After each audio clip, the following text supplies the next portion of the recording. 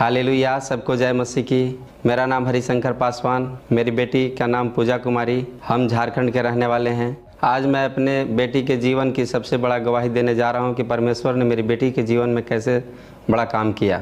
2017 की बात है, हमारी बेटी को फीवर आया और फीवर आने के बाद हमने लोकल डॉक्टर से दिखाया। लोकल डॉक्टर मेडिसिन दिए। ठीक होने के बजाय दिन पर दिन इसकी समस्या और बढ़ती गई। इसकी बॉडी बेसुध रहने लगी। धीरे धीरे इसकी तबीयत ज़्यादा ख़राब होने लगी और बुखार फिर से चढ़ा और ये ब्लड की उल्टी की। जब मेरी बेटी को ब्लड की उल्टी आई तो हम घबरा गए और फटाफट हमने अपना डिस्ट्रिक्ट हॉस्पिटल में लेके गया और वहाँ चेकअप कराने के दौरान डॉक्टर ने बताया कि इस लड़की को ब्लड की कमी है, इसको ब्लड का अरेंज करना पड़ेगा, तभी हम इसका इलाज शुरू कर सकते हैं। तो हमने ब्लड का अरेंज किया। तो वहाँ पे 2-3 दिन भर्ती रही। इसके बाद हॉस्पिटल से हमें छुट्टी मिली। इसके बाद हम लोग घर परिवार में आ गए और फिर से इसको 3 महीने के बाद फिर से इसको ब्लड की उल्टी आई। फिर हमने अपने बेटी को झारखंड के प्राइवेट हॉस्पिटल में लेके गए। वहाँ पे डॉक्टरों ने इसको फिर से ब्लड चढ़ाया और मेडिसिन दी। तो ये बेटी फिर से 3 महीना तक सही रही। फिर 3 महीने के बाद इसको फिर से ब्लड की उल्टी आई। बुखार आया, फिर ब्लड उल्टी की।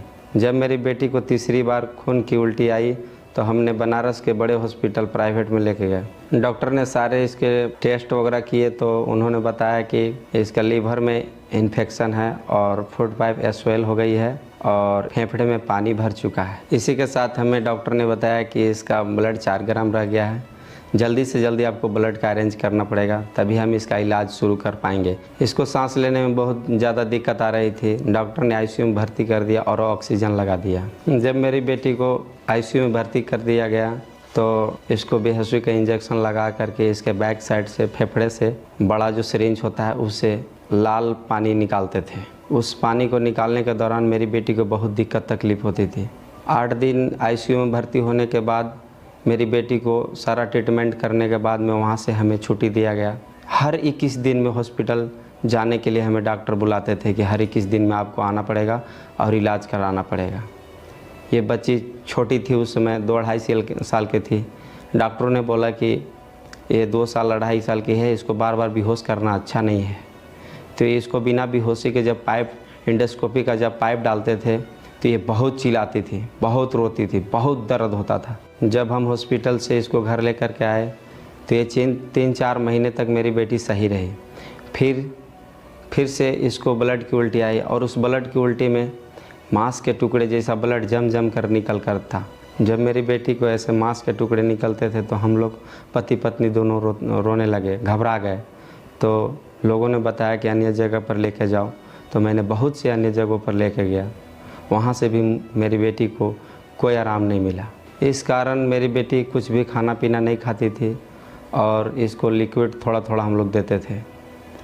और जहाँ भी जो हॉस्पिटल में जाते थे वो सेम प्रॉब्लम बताता था कि इसको ब्लड जो फूड पाइप से एक जगह जमा हो जाता था, जिसके कारण ये इसको लैट्रिन से भी ब्लड आता था और उल्टी से भी ब्लड आता था। जिस भी हॉस्पिटल में हम जाते थे वहाँ के सब डॉक्टर लोग बोलते थे कि ये जब तक रहेगी तब तक मेडिसिन के ऊपर रहेगी। तो बनारस से हमें वहाँ से रेफ़र कर दिए। फिर हमने लखनऊ के बड़े हॉस्पिटल में पीजीआई में लेकर इसको भर्ती कराया। वहाँ के डॉक्टर सेम प्रॉब्लम बताया, वहाँ भी एंडोस्कोपी हुआ और वहाँ भी बहुत दिनों तक मैंने दवाइयाँ इसको दिलाई और इलाज करवाया। वहाँ से भी कोई फ़र्क नहीं पड़ा। तो एक डॉक्टर ने बताया कि लास्ट चांस है इसका, अगर एक बार भी ब्लड की उल्टी आ जाए तो इसको कोई नहीं बचा सकता है। इस कारण मैं और मेरी पत्नी बहुत ज़्यादा ही कुछ डिप्रेशन में चले गए और हम दोनों का बहुत रो कर हालत ख़राब हो चुका था। ये खाना बहुत कम खाती थी और ज़्यादा लिक्विड पर रहती थी, इस कारण ये बहुत कमज़ोर होने लगी। इस बीमारी के कारण हमारी बेटी खेलती नहीं थी और बच्चों की तरह कहीं नहीं जाती थी। हम इसको घर के अलावा कहीं नहीं जाने देते थे, अकेले छोड़ते नहीं थे कि इसको कभी भी प्रॉब्लम बढ़ सकता था। इसको हम बहुत मैंने सपने देखे थे कि स्कूल भेजेंगे, अपने बच्चों के पड़ोस के बच्चों के साथ हम स्कूल भेजेंगे, इसके नए नए कपड़े लेंगे और इसको हमेशा खुशी में रखेंगे, ऐसे हम सोचते रहते थे। फिर इस दौरान इसकी हालत को देख कर के हमारे पड़ोसी ने खामरा चर्च के बारे में बताया कि आप बहुत जगह जा चुके हो, एक बार मेरे साथ खामरा चर्च चलो।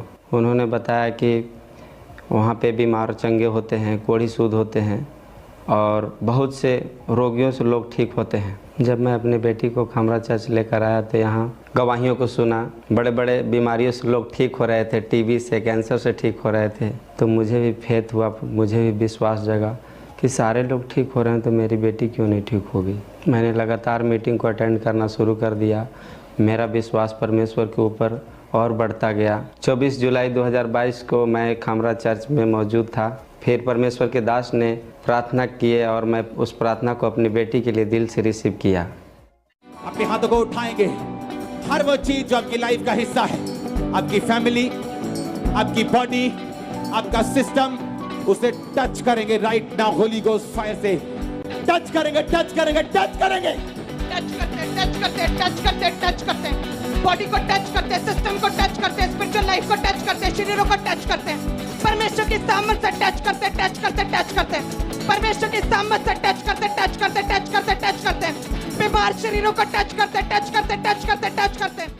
उस प्रार्थना को रिसीव करने के बाद अब मेरी बेटी बिल्कुल ठीक है, ना इसको खून की उल्टी नहीं होती है। डॉक्टर लोग बोलते थे कि इसको जीवन भर दवाइयाँ खाना पड़ेगा, लेकिन अब कोई दवाई, कोई मेडिसिन नहीं खाती, अच्छे से सोती है, अच्छे से खेलती है, पूरा खुश रहती है।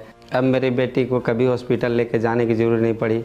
अब मेरी बेटी अच्छी से खेलती कूदती है, स्कूल भी जाती है। जो लोग बोलते थे कि तुम्हारी बेटी ठीक नहीं होगी, सारी उम्र ऐसे ही रहेगी, उन्होंने मेरे से पूछा कि ये बेटी कहाँ, ये इस बेटी को लेकर के कहाँ गए थे, तो मैंने बोला कि मेरी बेटी को प्रभु यीशु मसीह ने चंगा किया है। अब मैं बिल्कुल ठीक हूँ। अब मैं अच्छे से खाना खाती हूँ, अब मैं अच्छे से सोती हूँ, अब मैं अच्छे से खेलती हूँ। अब मैं अपनी मम्मा पापा के साथ घूमने भी जाती हूँ, अब पढ़ती भी और स्कूल भी जाती हूँ। जिनके बच्चे आज भी बीमार हैं, बड़े बड़े परेशानी, बड़े बड़े बीमारी से जूझ रहे हैं, मैं उन्हें यही सलाह देना चाहता हूँ कि डॉक्टर जवाब देते हैं लेकिन हमारा प्रभु यीशु मसीह कभी जवाब नहीं देता है। मेरा विश्वास है जिस प्रकार मेरी बेटी को परमेश्वर ने चंगा किया, आपके भी बच्चे को परमेश्वर चंगा करेगा।